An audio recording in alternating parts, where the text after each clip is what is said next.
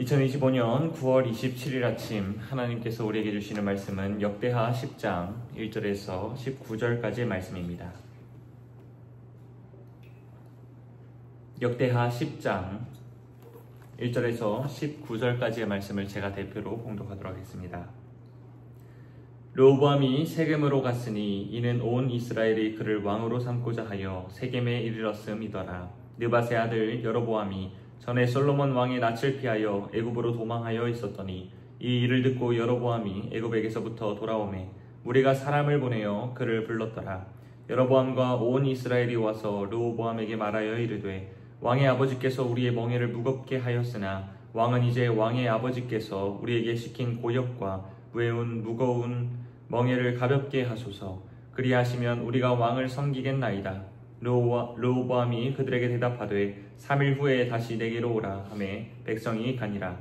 르호보암 왕이 그의 아버지 솔로몬의 생전에 그 앞에 모셨던 원로들과 의논하여 이르되 너희는 이 백성에게 어떻게 대답하도록 권고하겠느냐 하니 그들이 대답하여 이르되 왕이 만일 이 백성을 후대하여 기쁘게 하고 선한 말을 하시면 그들이 영원히 왕의 종이 되리이다 하나 왕은 원로들이 가르치는 것을 버리고 그 앞에 모시고 있는 자기와 함께 자라난 젊은 신하들과 의논하여 이르되 너희는 이 백성에게 어떻게 대답하도록 권고하겠느냐. 백성이 내게 말하기를 왕의 아버지께서 우리에게 배운 멍에를 가볍게 하라 하였느니라 하니 함께 자라난 젊은 신하들이 왕께 말하여 이르되 이 백성들이 왕께 아뢰기를 왕의 아버지께서 우리의 멍에를 무겁게 하였으나 왕은 우리를 위하여 가볍게 하라 하였은즉 왕은 대답하시기를 내 새끼손가락이 내 아버지의 허리보다 굵으니 내 아버지가 너희에게 무거운 멍에를 매게 하였으나 이제 나는 너희의 멍에를 더욱 무겁게 할지라. 내 아버지는 가죽 채찍으로 너희를 치셨으나 나는 전갈 채찍으로 하리라 하소서 하더라.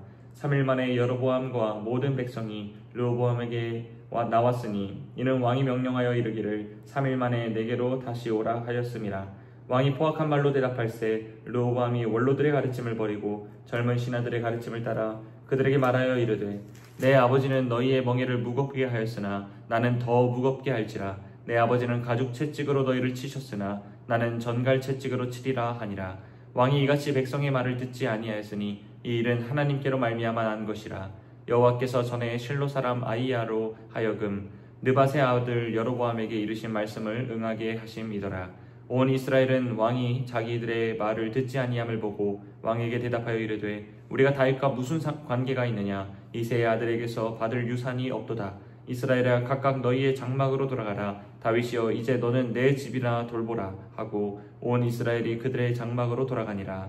그러나 유다 성읍들에 사는 이스라엘 자손들에게는 르호보암이 그들에게 왕이 되었더라. 르호보암 왕이 역군의 감독 하도람을 보냈더니 이스라엘 자손이 저를 돌로 쳐 죽인지라. 르호보암 왕이 급히 수레에 올라 예루살렘으로 도망하였더라. 이에 이스라엘이 다윗의 집을 배반하여 오늘날까지 이르니라. 아멘. 오늘 본문은 이스라엘 역사에서 가장 비극적인 순간을 기록하고 있습니다. 바로 하나였던 나라가 둘로 갈라지는 사건입니다. 솔로몬의 죽음 이후 르호보암이 왕위에 오르자 백성들은 세겜으로 모여 한 가지를 요청했습니다. 솔로몬이 우리에게 메운 무거운 멍에를 가볍게 해달라라는 것이죠. 그날 르호보암은 이 요구를 무시했고 그 결과 이스라엘은 남과 북으로 갈라지고 말았습니다. 이 사건은 하나님의 언약 백성이 갈라져 버리는 곧 교회의 분열을 보여주는 장면입니다. 성전 중심으로 하나였던 공동체가 둘로 찢어지는 모습이지요. 우리 모두가 알다시피 교회가 하나가 될 때에는 하나님의 영광이 드러나지만 교회가 분열될 때에는 세상이 하나님을 조롱합니다. 그렇기 때문에 우리는 이 본문을 통해 르호보암의 어리석음을 반면교사 삼아야 하는 것입니다. 따라서 오늘 우리는 주신 말씀을 가지고 교회의 분열을 막기 위해 우리가 어떻게 행해야 하는지를 살펴보도록 하겠습니다. 첫째로 우리는 중요한 결정 앞에서 반드시 기도해야 합니다. 5절을 보면 르호보암은 여로보암으로 대표되는 북이스라엘의 요구를 듣고 3일을 달라 요청했습니다. 워낙 중대한 사안이다 보니 그로서는 전문적인 식견을 가진 측근들의 자문이 필요했던 것 같습니다. 이 모습만 본다면 르호보암은 아주 신중하게 이 문제를 결정하려는 듯 보입니다. 하지만 여기에는 결정적인 문제가 있었습니다. 그는 그 시간 동안 하나님께 묻지 않았습니다. 무릎 꿇어 기도하지 않고 오직 사람들의 말만 들었던 것입니다. 원로들의 말과 젊은 신하들의 말 사이에서 갈등했지만 정작 하나님의 뜻을 구하는 일은 없었습니다. 이것이 바로 분열의 시작이라고 할 수 있습니다. 하나님의 뜻을 묻지 않고 인간의 지혜에만 의지했을 때 공동체는 무너질 수밖에 없습니다. 르호보암의 모습은 겉으로는 정치적 실수 같지만 사실은 영적인 실패였던 것입니다. 우리도 마찬가지죠. 가정이나 교회, 일터에서 우리는 우리의 능력으로 감당하기 어려운 문제들을 자주 만나곤 합니다. 이때 우리가 가장 먼저 해야 할 것은 무엇입니까? 바로 하나님께 무릎 꿇는 것입니다.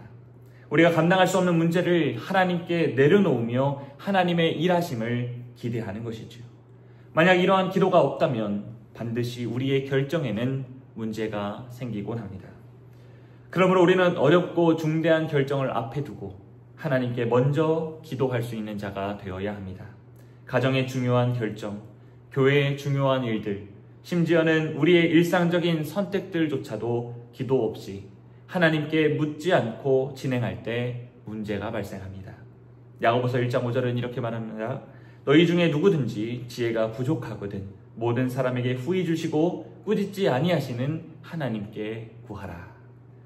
하나님은 언제든지 우리가 구하면 후히 주시는 분이십니다. 그러므로 사랑하는 성도 여러분, 우리는 중요한 순간마다 반드시 하나님께 기도해야 합니다. 사람의 조언보다 먼저 하나님의 뜻을 구해야 합니다.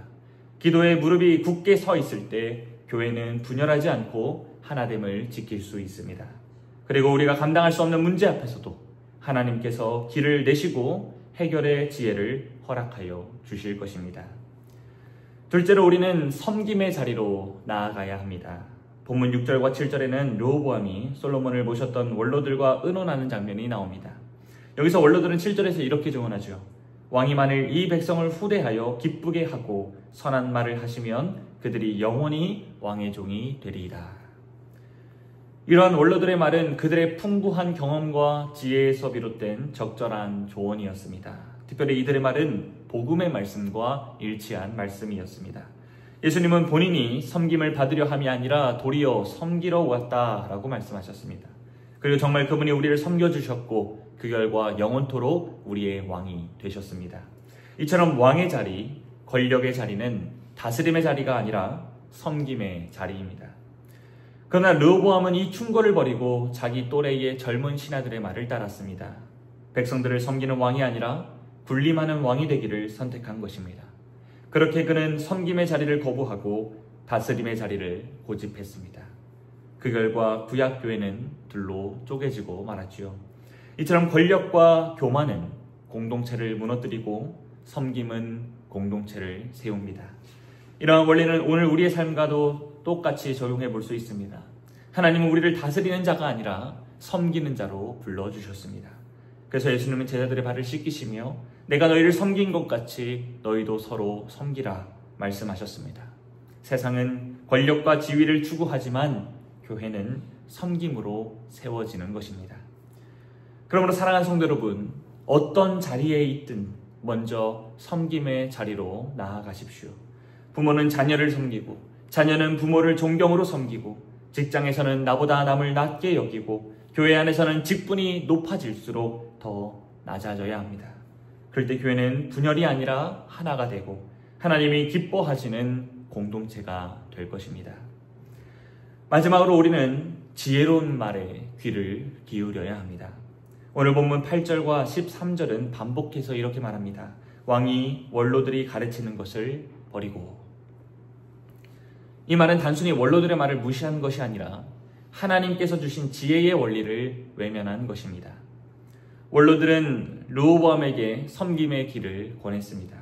앞서 살펴봤듯이 그들의 조언은 오랜 경험에서 나온 것이기도 하지만 무엇보다 하나님을 경외하는 신앙에 기초한 것이었습니다. 그러나 르호보암은 이 가르침을 버리고 자기와 함께 자란 젊은 신하들의 말에 귀를 기울였습니다. 그 이유는 분명하죠. 원로들의 말이 그의 마음에 들지 않았기 때문입니다. 그는 이미 답을 정해놓고 자기 생각에 맞는 말만 듣기를 원했던 것입니다. 그래서 지혜로운 가르침은 가볍게 여기고 귀의 달콤한 말만 붙잡았습니다. 여기서 우리는 중요한 교훈을 얻습니다. 사람은 본래 자기 마음에 드는 말만 듣고 싶어 한다라는 것입니다. 칭찬은 듣고 싶지만 책망은 듣고 싶지 않습니다. 위로는 반갑지만 지적은 불편합니다. 그러나 달콤한 말만 골라 듣는다면 우리는 결코 성장할 수 없습니다. 오히려 어리석은 길로 들어서고 결국 모든 것을 망치게 됩니다. 참으로 지혜로운 사람은 자기의 부족함을 지적해주는 진실한 말을 귀하게 여기고 그것을 통해 자신을 고쳐나가는 사람입니다. 무엇보다 우리는 하나님의 말씀에 귀를 기울여야 하겠습니다. 성경은 교훈과 책망과 바르게 함과 의로 교육하기에 유익하기 때문입니다. 그러나 하나님의 말씀은 언제나 우리의 귀에 거북스럽습니다. 우리의 죄와 교만을 찌르기 때문이지요. 그래서 우리는 본능적으로 하나님의 말씀을 피하고 싶고 외면하고 싶습니다.